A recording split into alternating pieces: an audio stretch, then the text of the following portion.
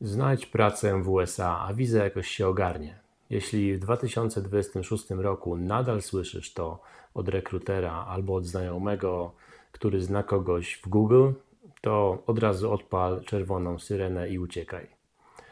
W tym roku wiza pracownicza to już nie tylko casting. Według mnie obecnie to rosyjska ruletka z wagą pieniędzy. Dodatkowa opłata $100,000, no i presja, jakiej nie było chyba od ponad 20 lat. Słuchajcie, w lutym 2026 jesteśmy tuż po ogłoszeniu Weighted Lottery dla H1B. To znaczy, że nie każdy ma równe szanse. Do tego dochodzi prezydencki dekret z września 2025, który nakłada de facto karę w wysokości $100,000 na firmy, które sponsorują nowe H1B z zagranicy. Co to oznacza dla Polaków? To oznacza, że ten płot do USA jest jeszcze wyższy tak naprawdę. No ale spokojnie, po to tu jestem. Dziś pokażę Wam, jak mimo wszystko nawigować ten chaos. Dzisiaj bez ściemy i bez nadziei, że jakoś to będzie. Rozbijemy sobie wizy pracownicze. Opowiem o H1B, L1, E2, O1 i H2B na 2026 rok. Pokażemy tutaj, ile to naprawdę kosztuje firmę i Ciebie. Powiem Wam, które ścieżki mają sens w 2026 roku, a które to już ściema.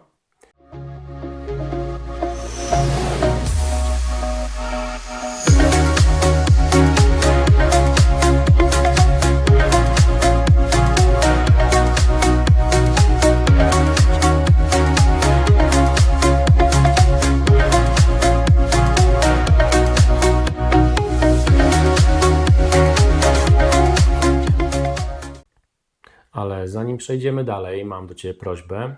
Jeśli podobają Ci się te treści i chcesz więcej, zasubskrybuj ten kanał, żeby być na bieżąco, daj łapkę w górę i zostaw komentarz. No i zacznijmy sobie od najważniejszych informacji na 2026 rok. Tutaj wiza nadal oczywiście jest przypisana do sponsora. Natomiast jeśli Cię zwolnią, masz 60 dni grace period i to się liczy od ostatniego dnia pracy, nie od końca odprawy. I w tym czasie, co ważne, nie możesz wyjechać z USA, bo resetuje się grace period.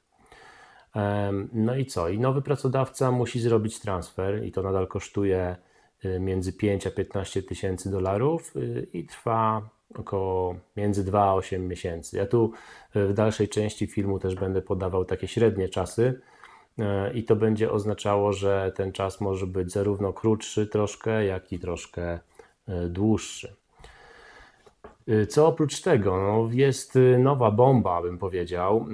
Od września 2025 jest Executive Order i nowe Fee Rule.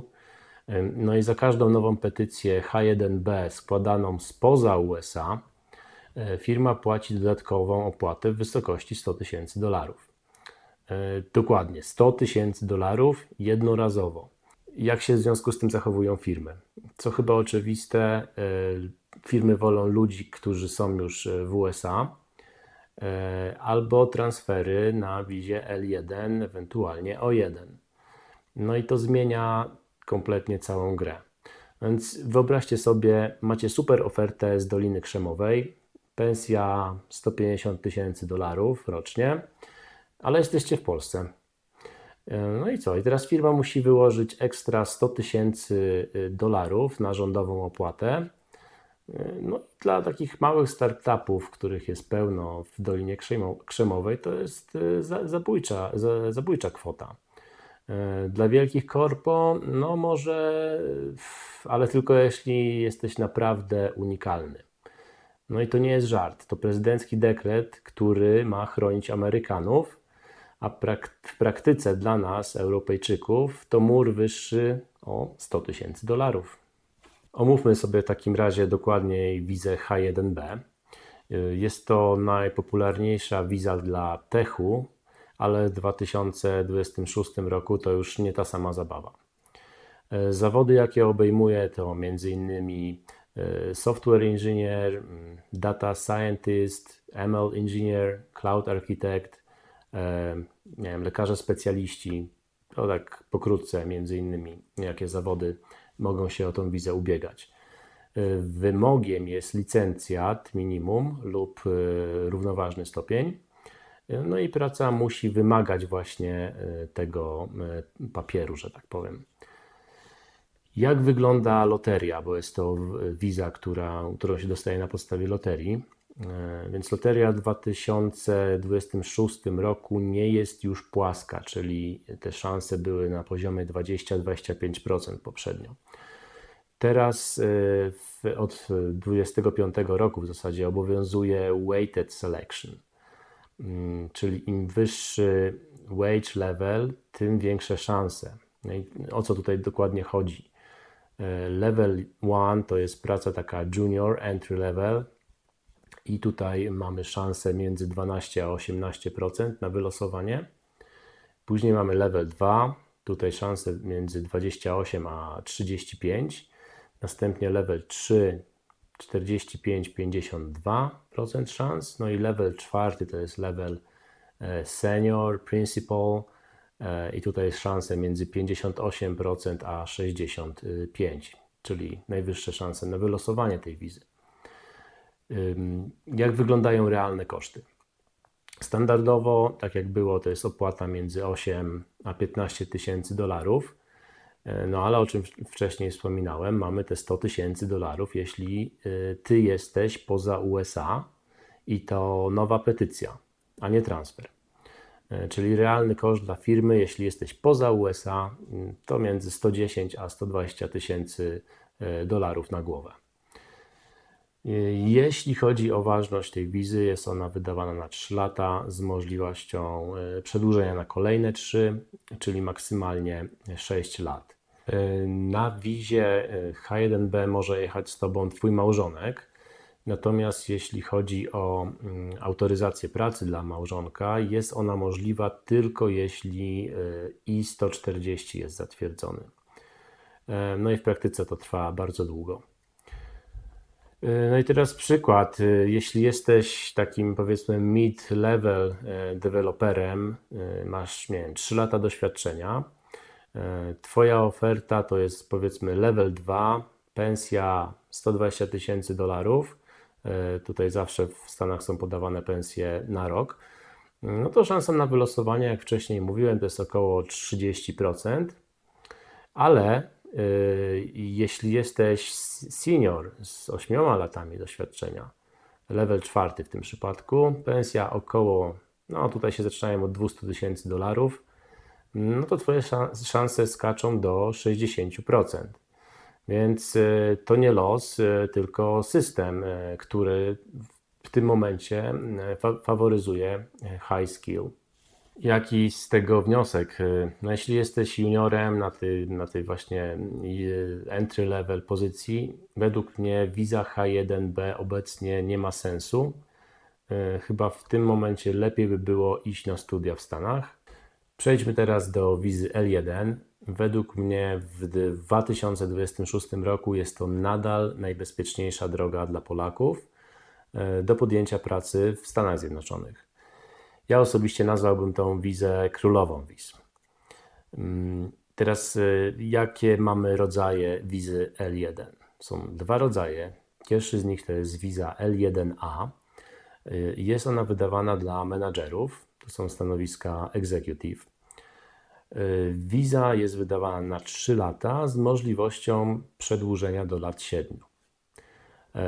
Drugi rodzaj to jest wiza L1B i to jest wiza dla specjalistów i tutaj podobnie, tylko okres jest troszeczkę krótszy. Pierwszy to są 3 lata i możliwość przedłużenia do lat 5.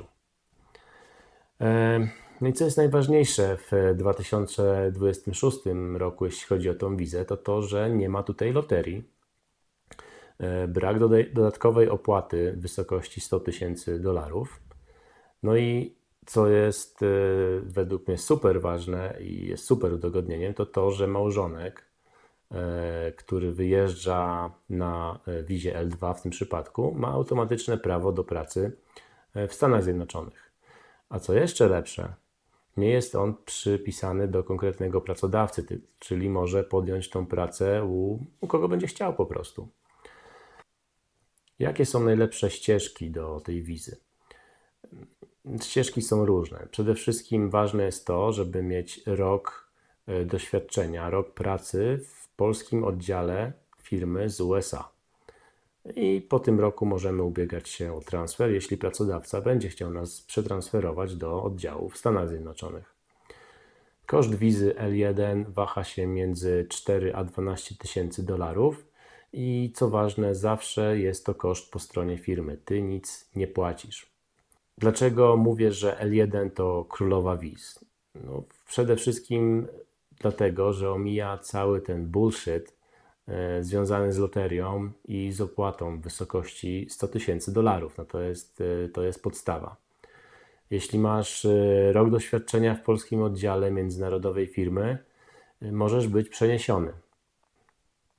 Jeśli nie masz tego doświadczenia, to co możesz próbować zrobić, to jest wejście, znalezienie pracy w polskiej filii firmy ze Stanów Zjednoczonych. Przepracuj tam rok przynajmniej, zacznij budować relacje, no i potem może uda się negocjować transfer. Według mnie to działa dużo lepiej niż czekanie na wizę H1B. Przejdźmy teraz do wizy E2. Jest to wiza inwestorska. Jest ona dla obywateli krajów, które mają z Stanami Zjednoczonymi podpisany specjalny traktat handlowy. No i Polska właśnie jest jednym z takich krajów. Jest to nadal bardzo popularna wiza wśród Polaków, chociaż koszty tej wizy poszły w górę. Tak jak wspomniałem, wiza inwestorska, czyli trzeba zainwestować jakieś pieniążki w Stanach w biznes. No i takie typowe biznesy to są na przykład kawiarnie, jakieś food trucki, małe restauracje, firmy budowlane bądź remontowe, jakieś software house z polskim zespołem plus biuro w USA, no i franczyzy jak nie wiem, Subway, Dunkin, coś w tym stylu. Okej, no ale wiza inwestycyjna, tak, inwestorska, jaka jest minimalna inwestycja, żeby taką wizę dostać? No, realnie jest to między 120 a 180 tysięcy dolarów. Jak wspomniałem, opłaty wzrosły. Wcześniej było to między 80, mniej więcej 80 a 100 tysięcy, no ale to już nie wystarcza. Dodatkowo jakieś między 20 a 40 tysięcy dolarów trzeba sobie przeznaczyć na prawnika, opłaty, no i pierwsze miesiące życia w Stanach Zjednoczonych. Dużą zaletą tej wizy jest to, że można ją przedłużać w nieskończoność, no i małżonek też może na tej wizie pracować. Największą wadą według mnie jest to, że nie prowadzi ona do green card, do zielonej karty. Wyobraź sobie, że masz na przykład software house, super opcja, tak? Masz zespół w Polsce, otwierasz biuro powiedzmy w Austin, inwestujesz 120 tysięcy dolarów, czyli tutaj mówię, nie wiem, wynajęcie biura, marketing, pensje dla pracowników w Stanach Zjednoczonych. No i biznes idzie, fajnie, ale pamiętaj, to ci nie da green card. Więc po latach będziesz musiał kombinować i może przejść na wizę EB5, no ale niestety to jest kolejne 800 tysięcy dolarów. Kolejnym rodzajem wizy jest wiza O1 i ja ten rodzaj wizy nazywam wizą dla kozaków bądź wizą dla sprytnych. Obecnie w roku 2026 jest to najszybciej rosnąca ścieżka dla topowych specjalistów. No i kto ma realne szanse na taką wizę obecnie? Są to senior, lead, principal engineer z dużymi osiągnięciami, open source, patenty, publikacje. Designerzy, na przykład UX, UI, z case studies w dużych brandach. ale również influencerzy i content kreatorzy minimum między 1 a 2 miliony followersów, no i muszą mieć też udokumentowane zarobki. Koszt tej wizy waha się między 6 a 14 tysięcy dolarów. Często płaci firma lub po prostu płacisz sobie sam za tą wizę. Decyzja, jeśli weźmiesz Premium Processing, no to nawet w 15 dni. No i dlaczego wiza O1 to niekoniecznie wiza dla wybitnych? Tak jak wszyscy przeważnie mówią o tej wizie. No, po prostu nie musisz być Einsteinem, żeby tą wizę dostać. Wystarczy udowodnić, że jesteś w top 5-10% w branży. No i tak dla przykładu pewna osoba z Warszawy, która miała swoje publikacje, patenty w Google Colab, dostała O1 w 2025 roku bez firmy. Ten człowiek złożył papiery jako freelancer. Całkowity koszt wyniósł go około 8 tysięcy dolarów, które przeznaczył tak naprawdę na prawnika. No i teraz pracuje zdalnie dla startupu w Stanach Zjednoczonych. W 2026 roku wiza O1 boomuje, dlatego że H1B jest po prostu za trudne. Jeśli miałbym dać jakąś radę, to byłaby taka, żebyś zbierał dowody, nagrody, artykuły, rekomendacje od ekspertów, a jeśli jesteś influencerem, pokaż monetyzację. To jest droga do Stanów Zjednoczonych bez loterii i bez opłaty 100 tysięcy dolarów. Kolejnym rodzajem wizy jest wiza H2B. Jest to według mnie taka wiza sezonowa, ja bym powiedział wiza bez przyszłości. Ona nadal istnieje, ale jej limity są bardzo szybko wyczerpywane. Ta wiza obejmuje takie zawody jak m.in. hotelarstwo, restauracje, budownictwo sezonowe, landscaping czy kurorty narciarskie. Jest wydawana na maksymalnie 1 rok i jest jakaś minimalna szansa na przedłużenie jej o kolejny rok. Natomiast co jest jej dużym minusem, to jest to, że szansa na zieloną kartę po tej wizie jest bliska zeru, czyli jakbyśmy chcieli przejść z niej na zieloną kartę, no to możemy raczej tylko o tym pomarzyć. Jak to wygląda w praktyce?